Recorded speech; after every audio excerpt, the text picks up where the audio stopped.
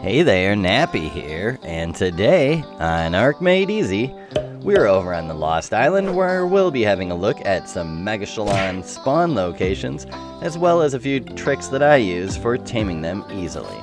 If you're new to the channel, don't forget to subscribe, go ahead and click that bell to get notified when I upload new content or go live, and if at any time you find yourself enjoying the video, go ahead and drop a like down below.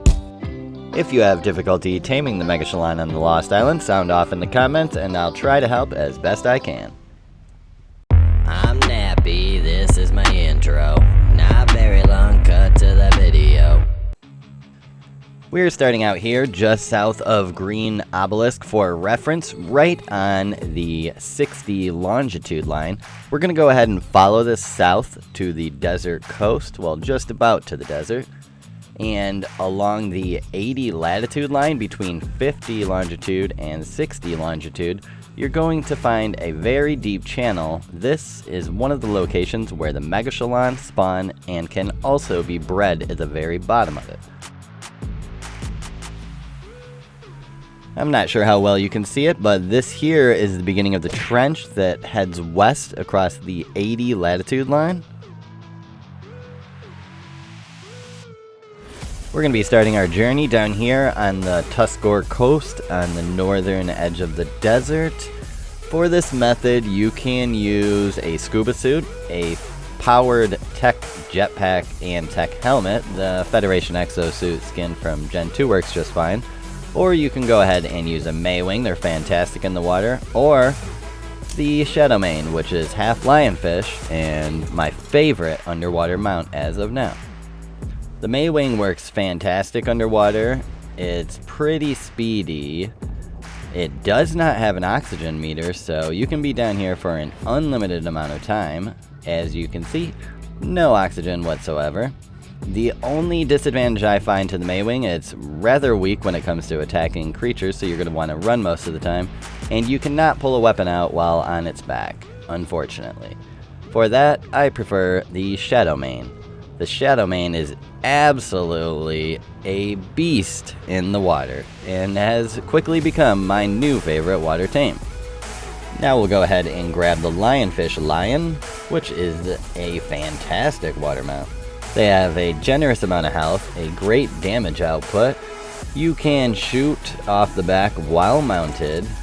They do not have an oxygen meter, and they are super fast in the water without even pumping any movement speed into them.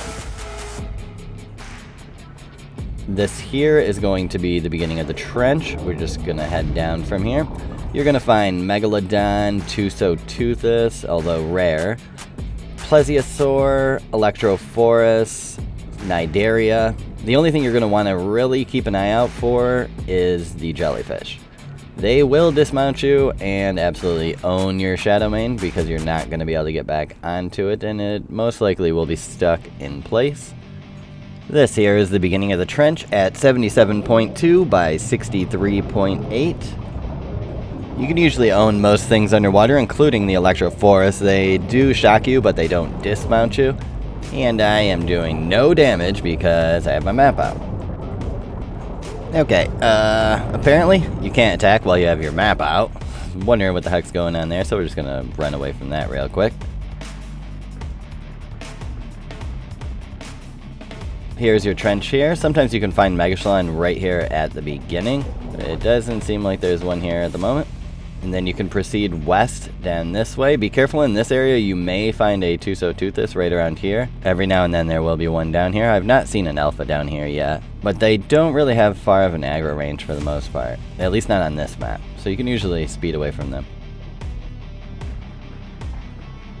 Once you get to this rather large open area, this is where you're going to find the abundance of Megachelons. They are spread all throughout this entire open area, from the south all the way up to the northern edge of this gigantic trench. At the very bottom of this, you can breed the Megachelon as well. It's plenty deep enough for that. Just keep searching through this area. Eventually you will come across one. Generally there's like 2 to 3 spawned in this location at once. Looks like we're only seeing one at the moment. The coordinates for this location are 76.4 by 53.7. And now I'll take you down to the bottom of this trench. We'll have a look around real quick. You can find some of the red underwater drops at the bottom of this trench as well. Always a good thing to find while you're down there just looking for Megachelon. This is the opposite end of the trench from where we started. We're going to head down this little ramp here. Once you get all the way to the bottom of this, you will see all these colorful coral plant-like things. This is where you can breed the Megachelon, way down here on the ocean floor. This counts as plenty deep enough to breed them. This is where I have my base on official. It's actually over at the second location we're going to visit, but it looks identical to this area. Through here is where you can find some of the red drops. Just keep an eye out all along the bottom. There are quite a few locations for the red drops on this map. I don't generally find the Megachelon this far down, along with many other creatures. I don't really find much of anything. Every now and then you'll get a plesiosaur down here, but other than that, not really much spawns down here. The Megachelon usually are around midway in the ocean. I've never ever once seen them surface in the Lost Island map, unlike over there in the Genesis simulation. Let's just go ahead and head back to that one we saw before, and we'll show you how to get them tamed. You just need to find yourself a Parrokeet fish school, which you can usually find them up on the upper ledge right here on the desert side. Every now and then you will be able to find one down here too. Oh, and look at that, there's one right there next to the turtle already. Okay. I've found that on official servers, Parrokeet fish on Lost Island do not like to hold aggro, so I've actually found it easier to lure the turtle to the Parrokeet fish school. Okay, up here on this ledge, you can see that you'll usually find a generous amount of the Parrokeet fish up here. Along with an alpha mosa, okay. Normally those are spawned way down on the bottom. That's the first time I've seen one up here. I have seen an alpha megalodon up here, just not the mosa. I suppose they share the same spawn though. So here's your location if you're looking for some Parrokeet fish.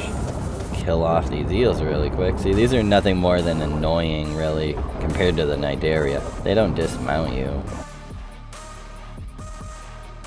So yeah, you've got your Parrokeet fish up here. You can bring the turtles right up to that. They don't naturally spawn or swim up that high, but you can bring them up there, no problem. So what I'll do is usually just shoot it with a crossbow, get its aggro, and try and pull it to the Parrokeet fish school. But don't let it bite your Shadowmane because it will start taking tick damage from the thorn armor on the Shadowmane. Just go ahead and lure it over to the Parrokeet fish school. Not sure why it doesn't have a red outline, that's weird. As you can see that it is aggroed, it's not going to go on to the Megachelon. You cannot be mounted on a tame, or the taming process will not begin on the Megachelon. Basically all you need to do, find yourself a Megachelon, get it over to the Parrokeet fish school, dismount your tame, and the taming process should begin. Easy peasy. Yeah, it should definitely work now that it says I'm being targeted, and there you go. Now you're going to have coelacanth and saber-toothed salmon that are going to spawn and try to eat the Parrokeet fish school. Single player, these will stay targeted pretty well on the fish school, but on official servers, the salmon and coelacanth just tend to spawn and swim the complete opposite direction, so you really don't have to worry about them. Quick tip, don't get greedy and try for a second school. If you get too far, it will despawn. Just keep an eye out for anything else that may try to attack the Megachelon, like megalodons are probably number one, anglerfish, but they're kind of rare. And there you go, that's all there is to it. And you just keep fighting these things off. Let the taming process continue. This is only at 1 times taming, so this is going to take quite some time for a level 20. So we're just going to go ahead and jump over to the second location real quick and wrap up the video. In the southwest corner of the map, you're going to find Dead Man Isle. Below this, and a little bit north, is where you're going to find your second location for Megachelon. I don't really prefer this one. This one is a bit more populated with some pretty dangerous creatures. This is actually where I do have my base on official, though, underwater for breeding the Megachelon.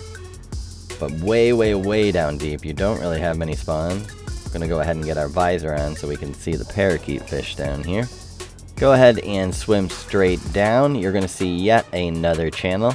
Watch out on this one. This one does tend to spawn Mosas quite often. Your coordinates for this, just go ahead and swim straight down here.